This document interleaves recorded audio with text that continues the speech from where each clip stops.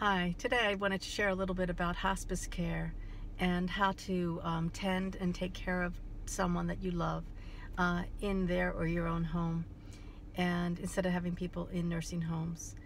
And it may seem like a huge undertaking, and it can be for sure. That's why it's really important to do a few things that I learned, and I would say kind of the hard way, by thinking I could do so much myself. You really can't. It's not a one-person job at all, no matter how little the needs may be initially. So you always want to call on as much help as you can, and finding a good hospice care company is paramount to making that job go as easy as possible. I can't say enough about the hospice care nurses that helped me take care of my sister. They were just exceptional. They were exceptional. The aides, the assistants as well.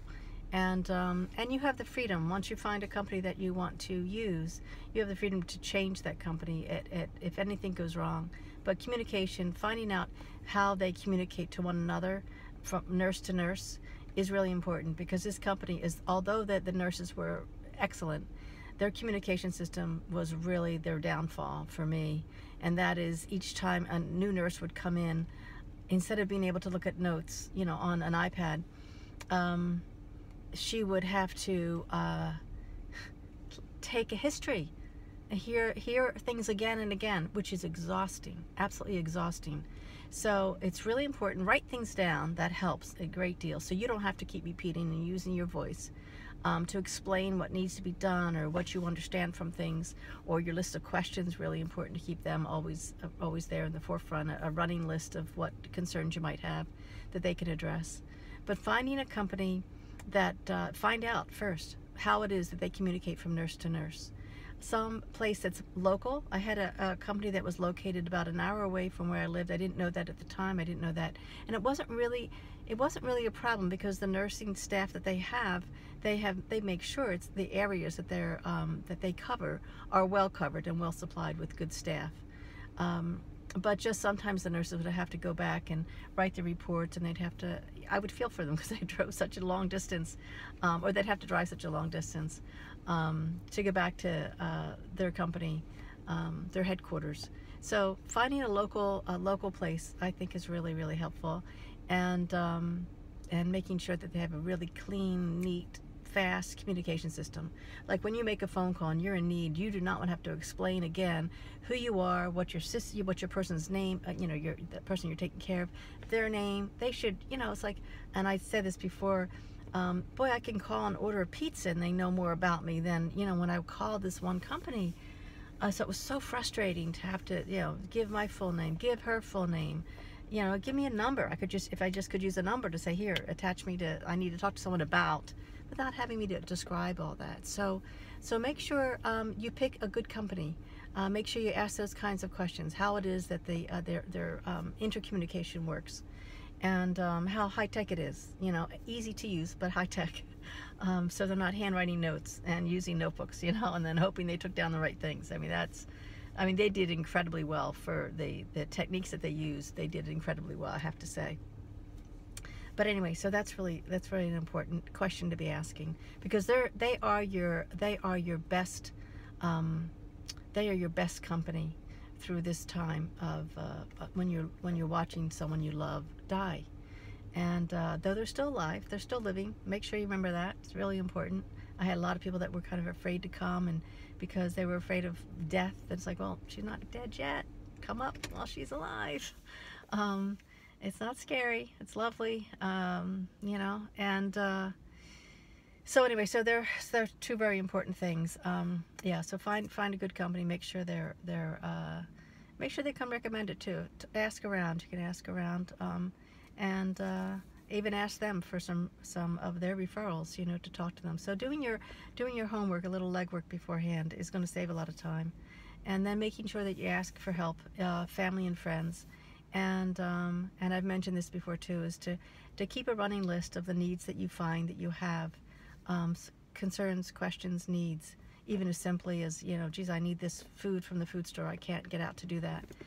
And the other big thing is to make sure you're going to allot enough time for yourself so that you can heal yourself. You know, you have to heal the healer.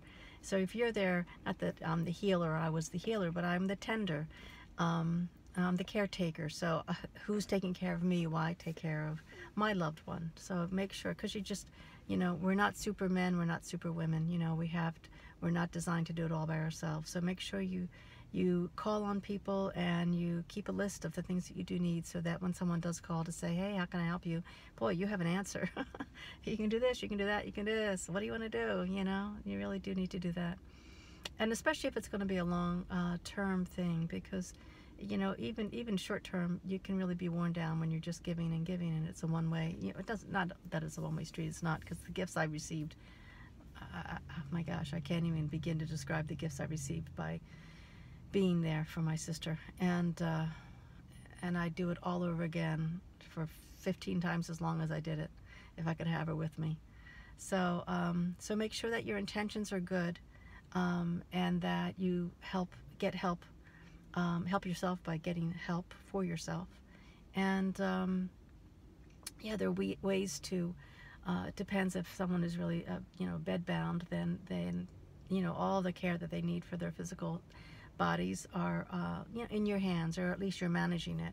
So when the aides come in, the hospice aides come in to do what they need to do, that you can tell them what needs to be done, you know. And it's such an intimate and beautiful and sacred journey that you take with another person, and in their dying time. You know, it's a really special time to be with another person, and all excess, you know, just falls away, and just the necessary words. And that's what I would say to people, is like, make your words count, you know. And there's no time to lose, you know. There's no time thinking you'll have tomorrow to do that, you know. It's a good example to use any time. We may not have tomorrow, we don't know. But when we do know that time is short, and to really make it meaningful. So don't dance around things. Don't pretend something isn't happening that's happening. Let them talk, if they can talk, about how they feel and what's going on for them. And that's the best way you can take care of someone too, is just let them be heard. Give them voice, give them space to speak whatever they have in their hearts, you know, and help them by giving them that choice and your ear. So there are a few things, and more to follow, but just wanted to give a little update on hospice care. And you can always change your mind if there's concerns like, oh, what if I can't? Well, if you can't, then you can turn back to a nursing home, or turn to a nursing home for help. And that's okay. Everyone's got to make the right choices for themselves and all those concerned, you know. So there's no right or wrong way to do it. It's just, can you do it? Can you try to do what you'd like to do, and that is take care of someone in their home? And if asked, I forget what the percentage is, but some, like 95% of the people say that they would like to die at home with their loved ones. I mean, really, who wouldn't want to have that? And make that a sacred and special place in time, you know. Carve away that time, so that you can give it fully to another person, because you don't get it back. So make it matter, make it count. And any way I can be helpful, I'm happy to do that, answer questions or concerns you might have. So all the best to you and your loved ones.